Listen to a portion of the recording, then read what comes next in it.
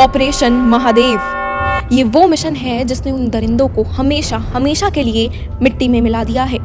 22 अप्रैल 2025, एक ऐसा दिन जब पूरा भारत रोया था।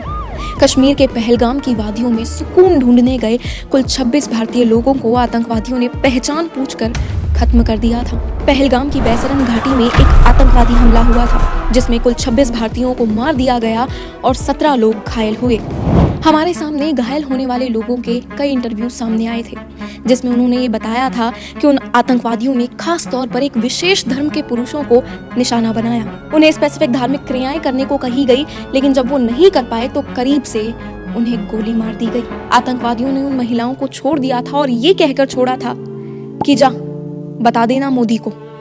उन दरिंदों के सामने महिलाएं गिड़गिड़ाती रही कि उनके पतियों को छोड़ दो, लेकिन उन नफरत से भरे आतंकवादियों ने महिलाओं की एक ना सुनी। उस दिन सिर्फ जाने नहीं गई थी, परिवार के परिवार उजड़ गए थे। एक बच्चे से उसका पिता छिन गया, एक माँ से उसका बेटा छिन गया, एक बीवी से उसका पति छिन गया, एक बहन से उसका भाई छिन गया। लेकिन आज हमारे वीरों ने वो आंसू, वो दर्द, वो इंतजार, सबका हिसाब चुकता कर दिया है। आज हमें मिला है हमारा जवाब। जी हाँ, हमारी भारतीय सेना ने पहलगाम के हमले में शामिल 3 आतंकवादियों को मार गिराया है। कल यानी 28 जुलाई को जम्मू कश्मीर में श्रीनगर के पास के लिडवास इलाके में भारतीय सेना और कुछ आतंकवादियों के बीच में मुठभेड़ हुई थी, जिसमें भारतीय सेना ने 3 आतंकवादियों को मार गिराया। जो जानकारियां सामने आई है उसमें ये बताया जा रहा है कि ऑपरेशन महादेव 24 RR यानी राष्ट्रीय rifle, 4 para SF, Jammu Kashmir police SOG और CRPF के द्वारा चलाया गया मिशन था। जो 3 आतंकवादी इस ऑपरेशन में मारे गए हैं उनका ताल्लुक पहलगाम आतंकी हमले से बताया जा रहा है। मीडिया रिपोर्ट्स के मुताबिक उन 3 आतंकियों के नाम हैं सुलेमान शाह उर्फ हाशिम मूसा, लश्कर-ए-तैयबा कमांडर और पूर्व पाकिस्तान आर्मी कमांडो, साथ ही साथ यासिर और अबू हमजा। अब मैं आपको बताती हूँ कि आखिर इन आतंकियों को ढूंढा कैसे गया। आपको याद है जब पहलगाम का हमला हुआ था तब ये खबरें आई थी कि आतंकवादियों में से किसी एक ने चाइनीज फोन का इस्तेमाल किया है। जब ये हमला हुआ तब से लेकर 11 जुलाई तक वो फोन बंद रहा। 11 जुलाई को वो फोन फिर से एक्टिव हुआ और फिर इस जॉइंट ऑपरेशन को लॉन्च किया गया जिसका नाम पड़ा ऑपरेशन महादेव। 11 जुलाई को फोन एक्टिव होने के बाद फिर से बंद हुआ, लेकिन तब तक सेना ने वो लोकेशन ट्रेस कर ली थी और अब 26 जुलाई को फोन फिर से एक्टिव हुआ था। अब इस तरह से सेना को आतंकवादियों की लोकेशन पहले ही मिल चुकी थी। ये लोकेशन थी श्रीनगर के पास के इलाके डाची गांव की, जहां सेना ने आतंकवादियों को एक घने से जंगल में पकड़ा था। मीडिया रिपोर्ट्स की माने तो 28 जुलाई की सुबह लगभग 11:30 बजे से लेकर 12:37 के बीच में केंद्र सरकार से संपर्क किया गया और सेना ने तुरंत इस ऑपरेशन को शुरू किया।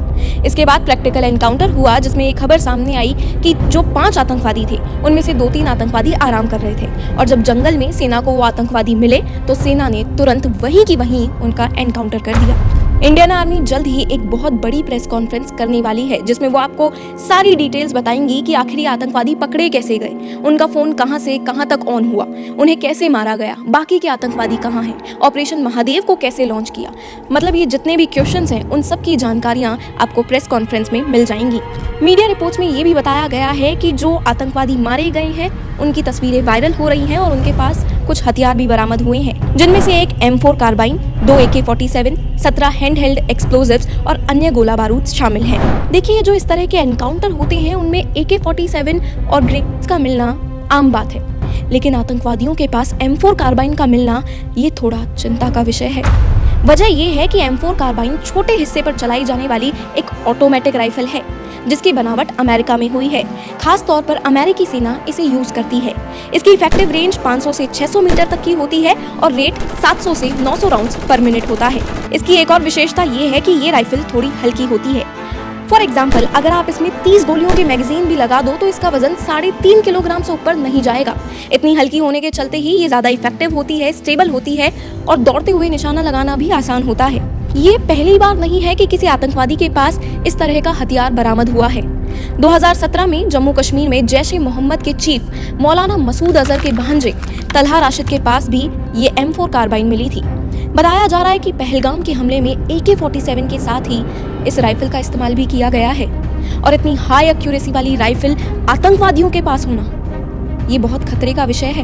अब सवाल ये आता है कि ये राइफल पाकिस्तान के आतंकवादियों तक पहुंची कैसे? तो जहां तक जानकारी मिली है उस हिसाब से एनडीटीवी की रिपोर्ट में बताया गया है कि ये जो अमेरिकन मेड राइफल है वो अफगानिस्तान में यूएस आर्मी की रुखसती के दौरान छूट गई थी। फिर इन हथियारों पर तालिबान ने कब्जा कर लिया था। आज भी कई ऐसे आतंकवादी हैं जो लोगों को नुकसान पहुंचाने के लिए इस तरह के हथियारों का इस्तेमाल कर रहे हैं। ऑपरेशन महादेव से पहले ऑपरेशन सिंदूर भी चलाया गया था। उसमें भी हमारी इंडियन आर्मी ने पाकिस्तान को उसकी औकात दिखा दी थी। अब जब ये ऑपरेशन महादेव की खबरें सामने आ रही है, उससे पहले तक संसद में ऑपरेशन सिंदूर को लेकर काफी चर्चा हुई है। तो देखा आपने, जो आंसू 22 अप्रैल को बहे थे, जो चीखें पहलगाम की घाटी में गूंजी थी, आज उनका जवाब हमारे बहादुर जवानों ने उसी जमीन पर दिया है।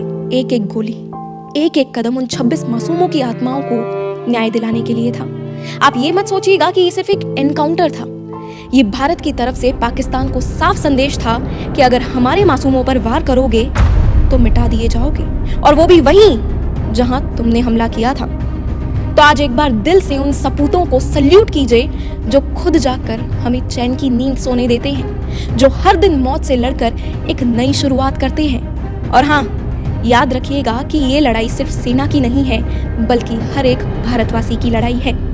मिलती हूँ आपसे अगले वीडियो में एक और नए मुद्दे के साथ। जय हिंद, जय भारत।